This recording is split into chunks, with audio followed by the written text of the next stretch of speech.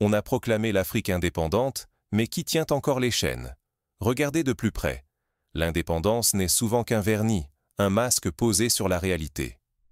Sous l'étiquette de démocratie, la domination persiste, discrète et implacable. Prenons la cérémonie du 1er janvier 1960, lorsque le Cameroun devient officiellement indépendant.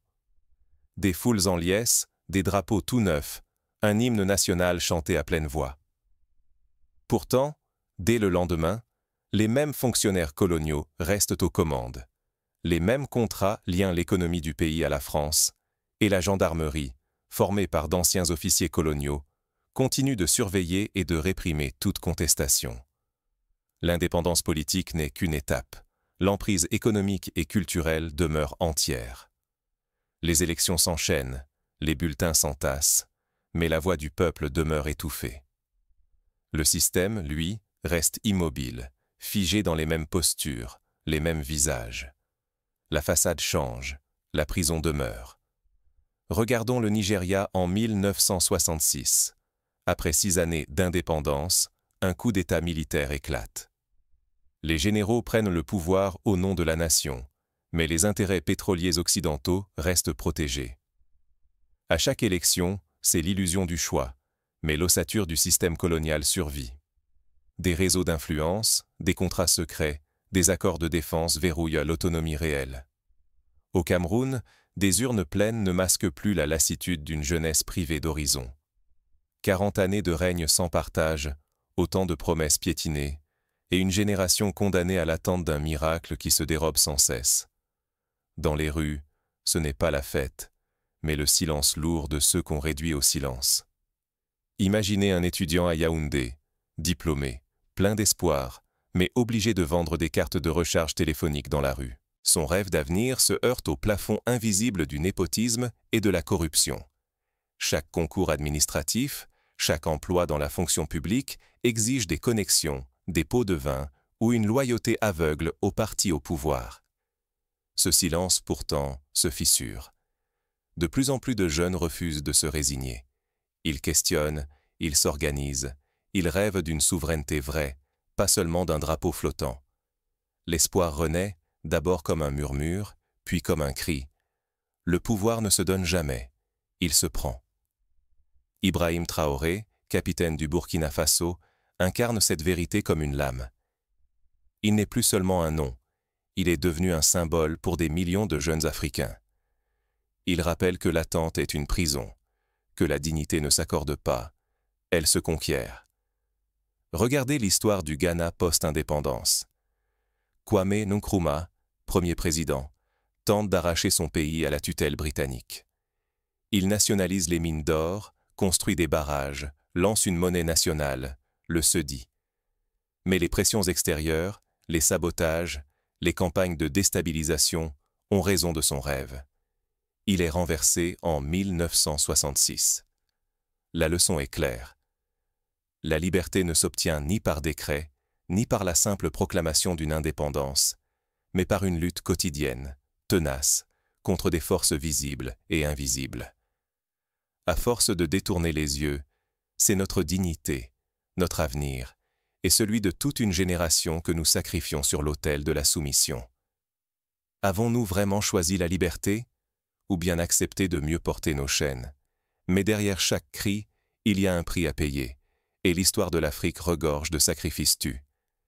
Qui ose encore défier l'ordre établi, et à quel coût? Revenons à la Côte d'Ivoire en 2000. La contestation de l'élection présidentielle dégénère en affrontements, des centaines de morts, des milliers de blessés. Les jeunes, las d'attendre, descendent dans la rue, mais se heurtent à une répression féroce. Le prix du changement, souvent, c'est le sang et les larmes. Pourtant, à chaque fois, la flamme de la liberté vacille, mais ne s'éteint jamais. L'histoire officielle se pare du mot « liberté », mais la réalité dévoile un tout autre récit. Au Cameroun, comme dans tant de pays africains, l'indépendance s'affiche en vitrine, alors que la dépendance s'enracine dans les coulisses. Depuis plus de 40 années, Paul Biya incarne le pouvoir, silhouette immuable d'une démocratie de façade. Derrière les urnes pleines, les voix du peuple résonnent creuses, éteintes par la répétition d'un même scénario. Rappelons les élections de 2018. Paul Biya est déclaré vainqueur avec plus de 50% des voix. L'opposition conteste, la société civile crie à la fraude, mais la machine institutionnelle écrase toute protestation. Les médias internationaux relatent les violences, mais le monde détourne le regard. La souveraineté, promise à chaque discours, demeure hors d'atteinte. Les lois changent de forme, les acteurs alternent leurs masques, mais le texte reste dicté depuis l'extérieur. Jadis, le colon imposait l'ordre par la force. Désormais, il signe des contrats, accorde des aides et polit les chaînes. Les entraves n'ont pas disparu, elles se sont simplement raffinées.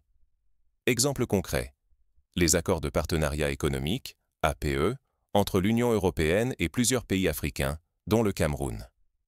Présentés comme des outils de développement, ces accords imposent des conditions commerciales désavantageuses, interdisent le développement d'une industrie locale compétitive et perpétuent la dépendance aux matières premières exportées à bas prix.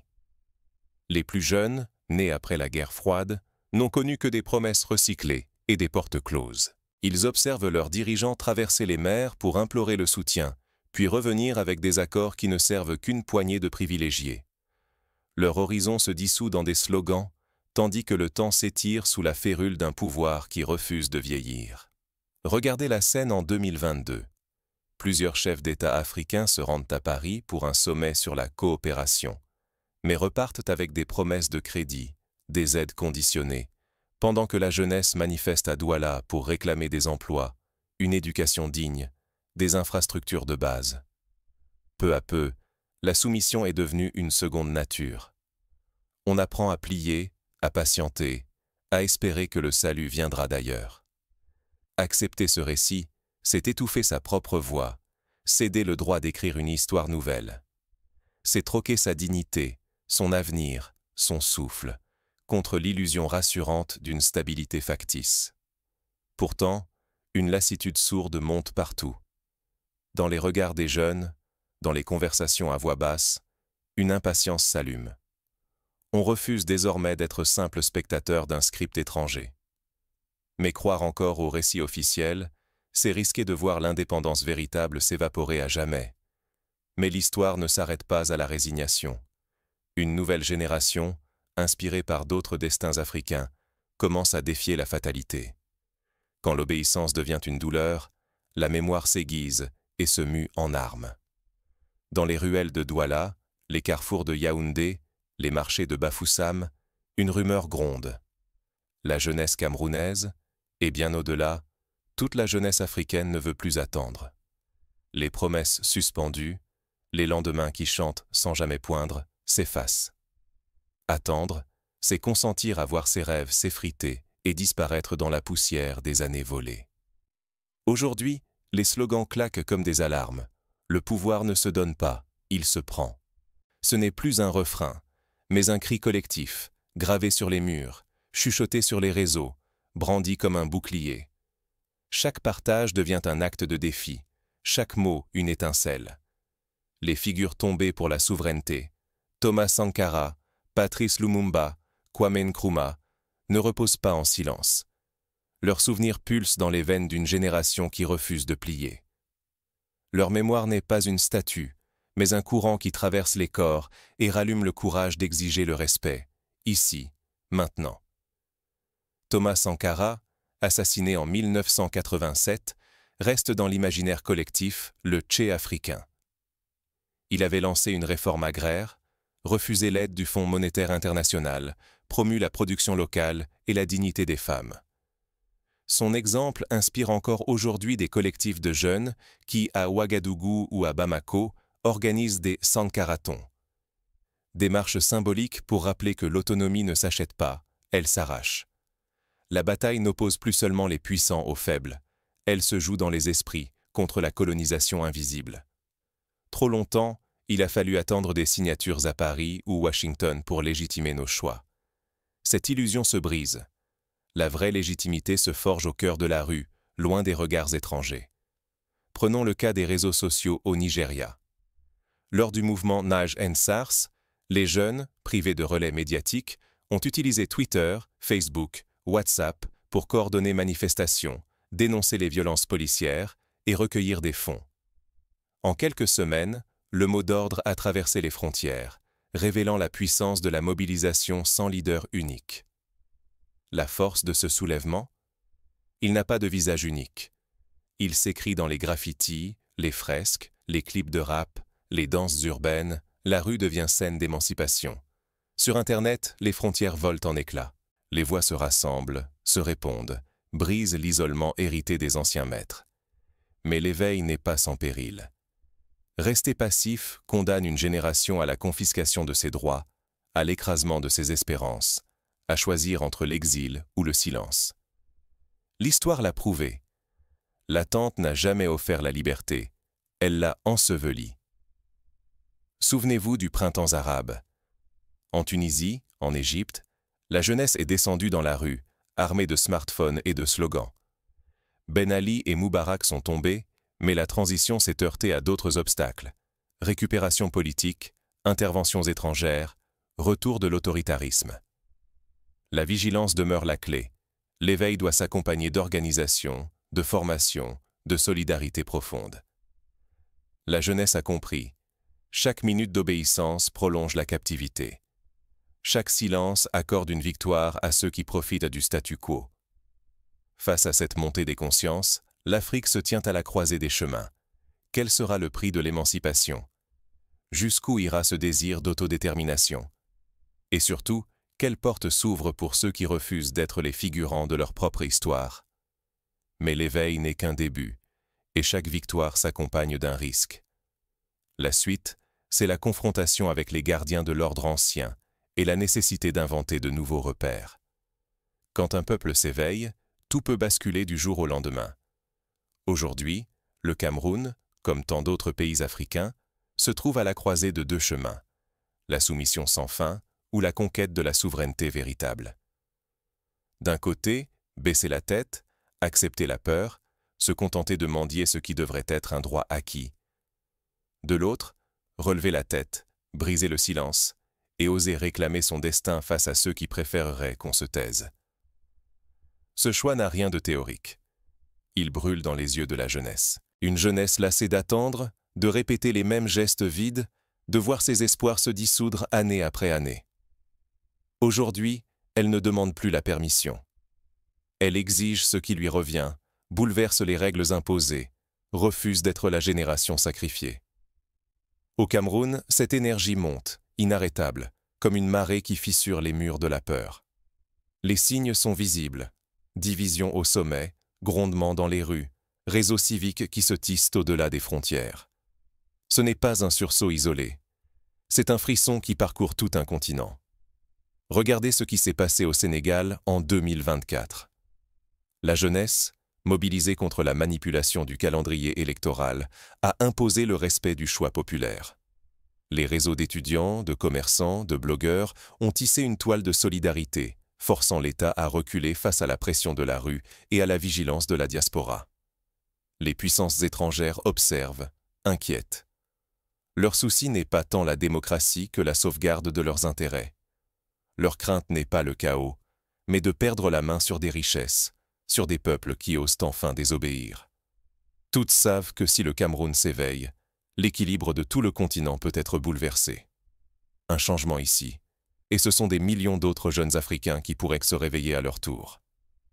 La vraie menace pour l'Afrique n'est pas l'instabilité, mais l'habitude du silence et de la dépendance.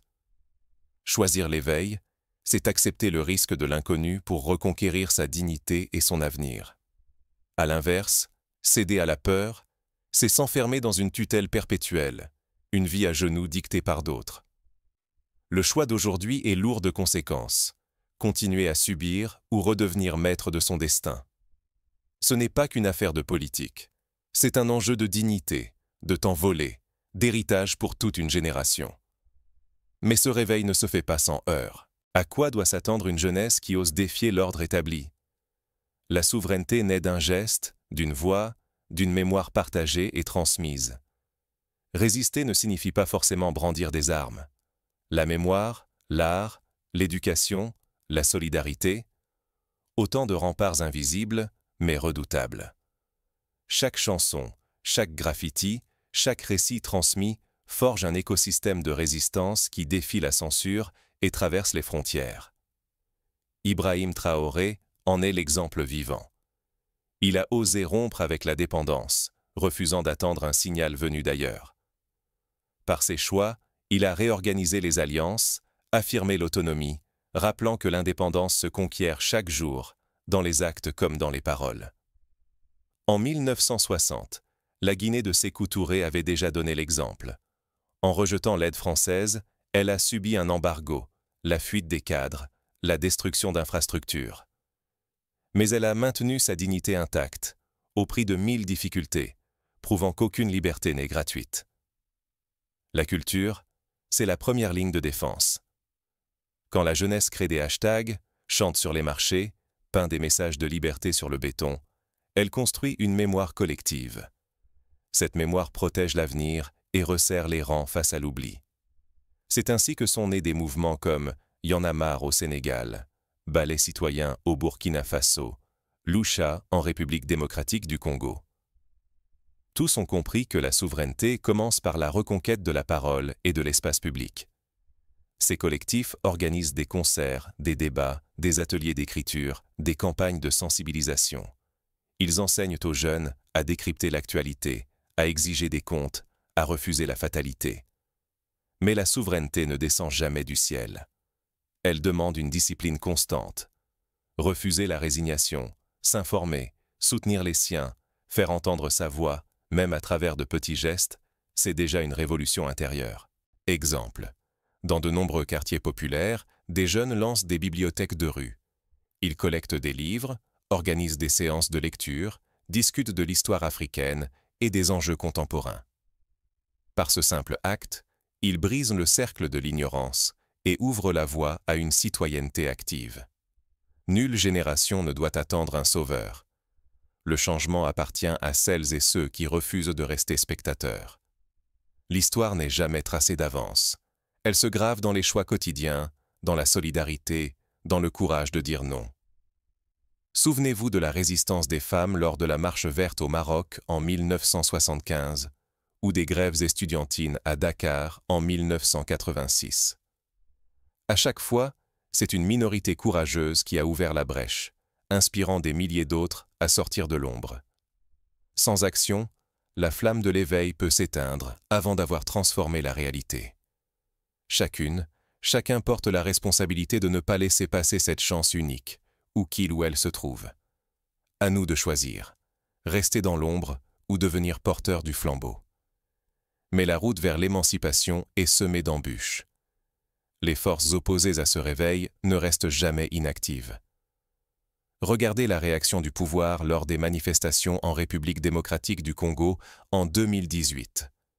Coupure d'Internet, arrestation arbitraire, intimidation des leaders. Les méthodes changent, mais l'objectif reste le même.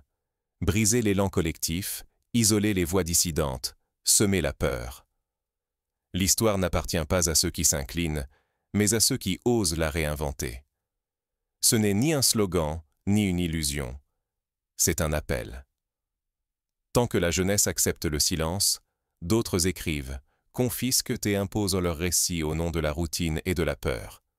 Se taire, c'est laisser la servitude prendre racine, s'immiscer dans chaque fissure de la liberté.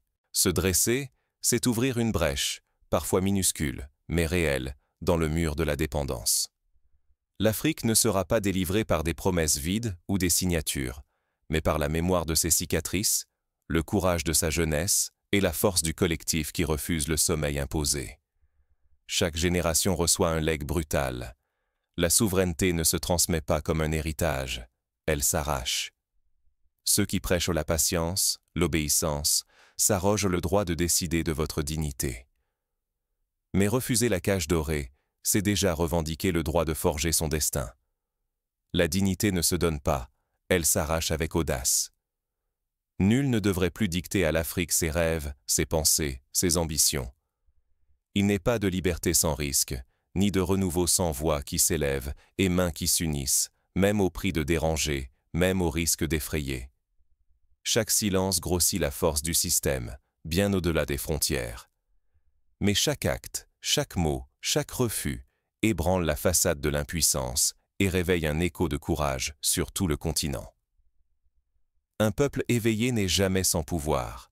Aucune tyrannie n'a résisté devant la détermination d'une jeunesse décidée à inverser le cours du temps.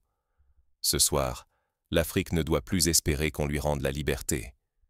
Elle doit la revendiquer, la défendre, l'inventer sans relâche. L'avenir appartient à ceux qui se souviennent des luttes, osent l'audace et bâtissent ensemble. Refuser la routine, défier la peur, c'est déjà tracer une nouvelle route. Alors, chacun doit se demander, que laisserons-nous derrière nous? Le poids du silence ou la force du réveil? C'est dans la mémoire vivante, le choix de la dignité et l'engagement collectif que prend racine la stabilité réelle. L'histoire africaine ne s'effacera pas dans l'oubli. Elle renaîtra dans l'insolence du courage. La page reste ouverte. À vous d'oser y écrire la suite.